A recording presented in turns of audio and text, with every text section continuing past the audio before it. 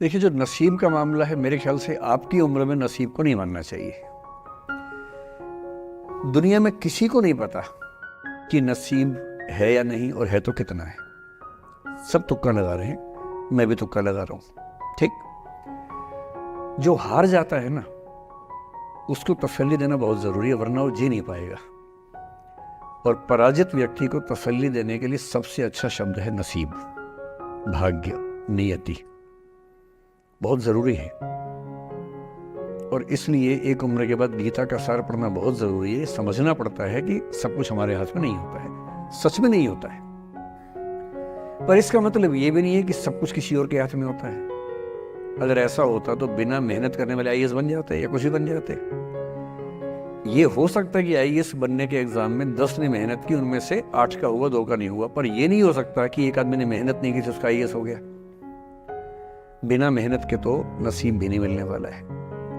इसलिए ये मान लीजिए कि कुछ ना कुछ चीजें हमारे कंट्रोल में नहीं है, लेकिन जितना कंट्रोल में है उस पर पूरी ताकत लगाएंगे, पूरा डिसिप्लिन रखेंगे, तो हम अपनी किस्मत सबसे अच्छी लिख पाएंगे। सबसे अच्छी मतलब बाकियों से नहीं, मेरी जितनी अच्छी हो सकती है उतनी अच्छी लिख पाएंगे। और इसलिए अगर आपको लगे कि मैं नहीं कर पाऊंगी कोई काम, तो उसको गिव अप ही कहते हैं। लेट गो का मतलब तब होता है जब आप मन भर चुका है, अब उसकी जरूरत महसूस नहीं हो रही। जैसे आईएएस बनने की कोशिश कर रहे हैं, नहीं बन पाए, तैयारी छोड़ दी, गिव अप है। बन गए, नौकरी की, मजा नहीं आया, छोड़ दिया, ये लेट गो है।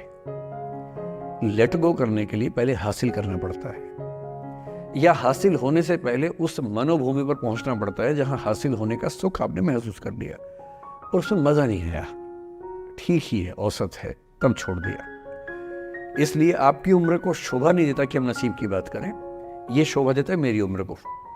तो 30-40 के बाद नसीब, भाग्य, नियति चलेगा। फिलहाल कर्म पे भरोसा कीजिए, मेहनत, डिसिप्लिन और मोटिवेशन से ज्यादा महत्वपूर्ण है डिसिप्लिन। ध्यान रखिएगा, मोटिवेशन का ग्राफ ऐसा होता है, फिर ऐसे नीचे आता है धीरे धीरे। डिसिप्लिन ऐसे रहता है, और डिसिप्लिन वाला व्यक्ति हमेशा मोटिवेशन वाले व्यक्ति से ज्यादा सफल होगा, ये मान के चलिए। सबसे अच्छा क्या है? Motivation with discipline. तो कोशिश कीजिए कि नसीब पे ना छोड़िए, अपने भरोसे कीजिए।